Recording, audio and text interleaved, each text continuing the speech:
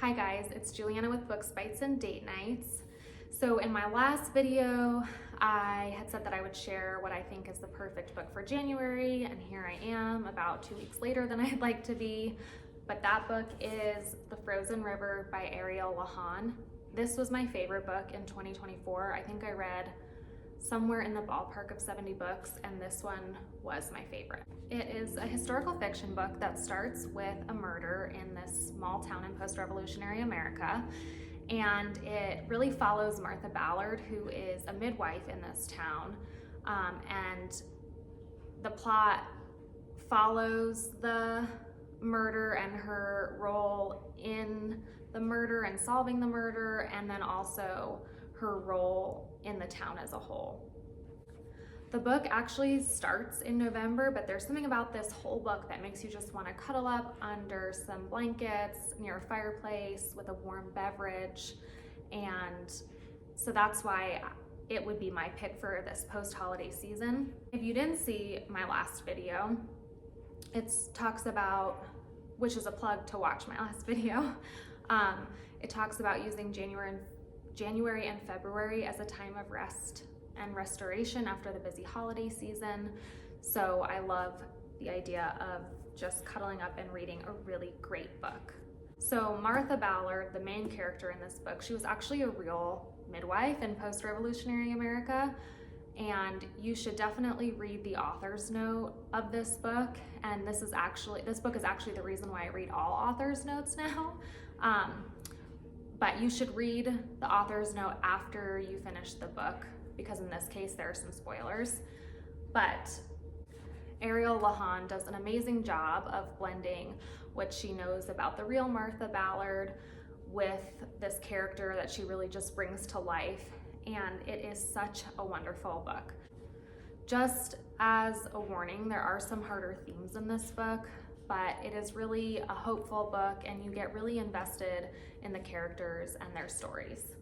I think something I've noticed I'm drawn to in other books, and this book is included in that, is that there are themes of community and what community means and what strong community looks like. So I'm gonna get up on my little soapbox here for a second and just talk about how I think in the United States we are very big on individualism, but really, and I think we've moved that way over time. I don't think it's always been that way, but I think really we are lacking strong communities, and we are all really craving deeper connections. And this book really pointed that out to me when I first read it. It kind of made me look at or think about what community is, what it means to me, how can I be more invested in the communities that I'm a part of, and how can I pour into those communities. So maybe if you read this book, or if you are just listening to this for a book recommendation, this can be your motivation to join a book club or even start a book club. I know the book club that I am a part of has really led me to some great and supportive relationships, and I think that there is a lot of community that can come around talking about a book. There's a lot of really interesting conversations that can come up from many books, and there's books for everybody, different types, whether it's fiction, nonfiction. There's just so much that can bring people together in reading books and discussing them. So The Frozen River is my mood read of January, and as a mood eat, I think this would pair perfectly with a whole roasted chicken, some roasted root vegetables,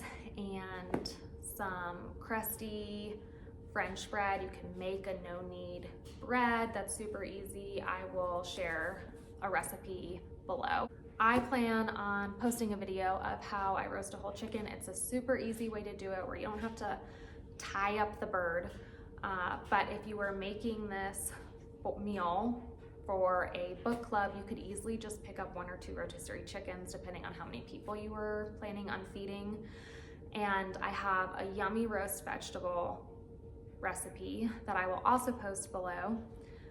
It does have fennel in it, which I think gets a bad rap because when it's raw, it can taste very heavily of licorice, but I would encourage you to give it a try.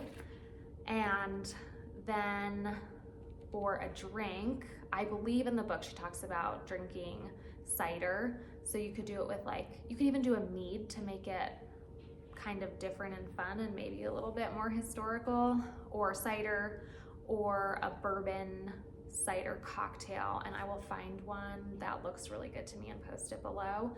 But those feel kind of historically accurate, maybe. I could be totally wrong. I think she talks about at least cider and bourbon or whiskey.